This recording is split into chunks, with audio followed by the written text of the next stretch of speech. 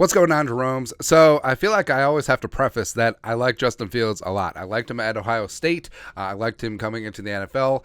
But the thing about him is that he was one of the quarterbacks who needed perfect protection, who needed weapons to be dynamic as a passer. Now, he's great as a runner so far, which is great, but he landed in a bad spot with the crooked Chicago Bears, the place where quarterbacks go to die. And, it's a tough spot because I'm worried that the Windy City will ruin this kid because, they're led just by fantastic general managers.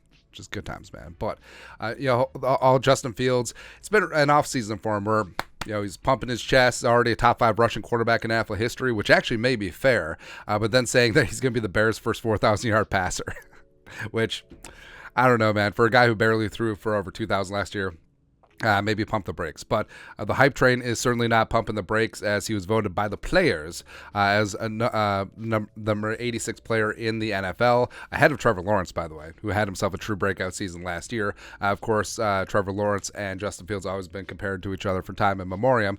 And like we said, Justin Fields as a passer, I mean, whatever. He threw for 2,300 yards passing last year. He's completed less than 60% of his passes in the league. He's 5-20 as a starter. The Bears had a 10-game losing streak last year, but he ran for a lot of yards, and he was the cat's ass on the old Twitter machine. I mean, his highlights, his runs got shared a bunch and retweeted, and that's sort of where we're at right now. Like, every single Bears game, it was Justin Fields has this amazing, crazy run, and then the Bears lose by 17. That's exactly how it was last year, man. And no, this is not bitter grapes that Spielman, the Vikings, didn't trade up for Justin Fields. Again, if they wanted to trade up for Justin Fields, they could have traded up for Justin Fields. They had the draft capital, but they didn't do it because they didn't want him. That's all, man. But again, things are getting out of control because... So this is from Max Meyer, senior editor at PointsBet Sportsbook. Quote, not only has Justin Fields received the most bets to win the award, NFL MVP, he's also gotten over twice as many bets as any other player for MVP outside of Jalen Hurts, which just blows your mind. Now, I fully understand that the public, like, we like the new shiny object. We like to be first on the new thing. Right, and betting Justin Fields like, well, Jalen Hurts took a leap in year 3, so Justin Fields will take a year in year 3 because he's got Darnell Washington, and as well as he's got Nate Davis, and then he's got DJ Moore and all that stuff. I mean, maybe, sure, but I mean, just looking at the MVP odds right now. So this is from Vegas Insider, and it's got a spread of the odds at the various books. So you got FanDuel, you got MGM, you got Caesars, you got PointsBet, which that Jabroni wrote for, and then you got DraftKings, which is whatever. But Mahomes. All right, so these numbers plus 700 means you're getting 7-1 on your money. So if you bet $100, 100 jelly beans on Patrick Mahomes to win MVP, you get 700 jelly beans plus your original bet back to you. Same thing with Joe Burr, Josh Allen. They're the triumvirate as the top 3 right now. Herbert on the outside, Jalen Hurts, and then you got Lamar Jackson, etc. But yeah, it was crazy to me. So Justin Fields is down here just chilling at plus 2,000 at most books, plus 2,500 at Caesars. Looks like it's plus 1,600 now because, again, that guy's from PointsBet, and he said that a lot of action's coming in on them, so it's distorted the prices on their books. So now Justin Fields is 16-1 on their books specifically, where he's 20-1 on these other books, which is noteworthy. But again, here's where the disrespect comes in. Like, these aren't like the true odds to win MVP. These are what the betting public adjusts and what they think that the odds are going to be. So, I mean, Patrick Mahomes may be truly, like 12-1 to win NFL MVP. But since so much money has come in on him, I mean, it gets shortened up to 7-1. Or, Justin Fields may be like 80-1 to win MVP, but since there's so much money coming in on him, those odds get shortened up so that the book can maintain their position, and then they get short. Fields odds go down to like 20-1 or 16-1 in a place like PointsBet that got hammered. But again, speaking to the disrespect again. So, all right, so we're just going to look specifically in the second column. So this is MGM. All right, so the Bellagio, the Mirage, the MGM, Robin, all those places. So Fields is 20-1, Dak is 16-1, Watson is 25-1, Jared Goff is 25-1, Geno had a great year last year, 30-1, Russell Wilson at 40-1.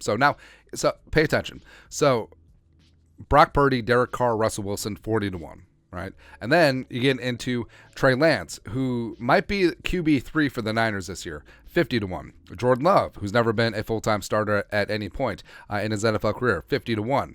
Kenny Pickett, 50-1, banking on him taking a leap this year. Stafford, the corpse of Matthew Stafford after his very poop season last year, still 50-1.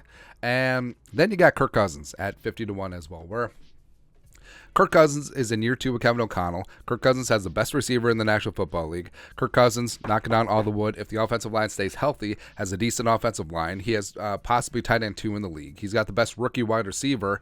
And people just love to poo-poo on Kirk Cousins because I actually thought that Kirk would get a little bit of a bump here, considering Netflix docu-series quarterback, and people love an underdog and stuff, and people want to be on the new thing, and sort of ironically cheering for Kirk Cousins. I mean, I thought that would be a thing, but the fact that, again, say this again out loud. Kirk Cousins has the same MVP odds as Trey Lance, who could be the Niners QB3, Jordan Love, and Kenny Pickett, and Stafford. Just great. It's fantastic, man. But anyways, the disrespect is real. But Justin Fields, I mean, go ahead. I mean, people very much enjoy lighting money on fire, and I say that just go ahead. Just keep buying into the hype. Keep doing that. The other thing, I am gonna take my value bets and wager on Kirk Cousins at 50-1. Jelly beans. Also, hey, where's Jefferson? Ooh, Justin Jefferson, 100-1. Jelly beans. I'm taking that too. Woo! Even though, to a degree, maybe they'll cancel each other out, but really don't care. Really don't care at this point. All right, so Justin Jefferson has the same MVP odds as Sam Howell.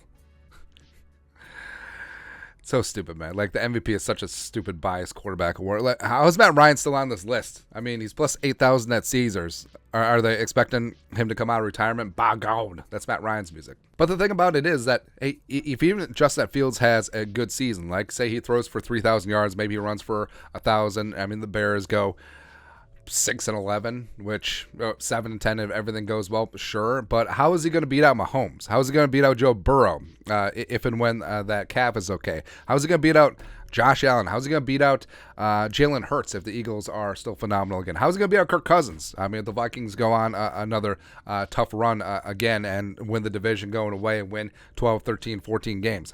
How's that going to happen? I just don't see it. Whatever. It's all right. Hey, fools on their money are soon parted.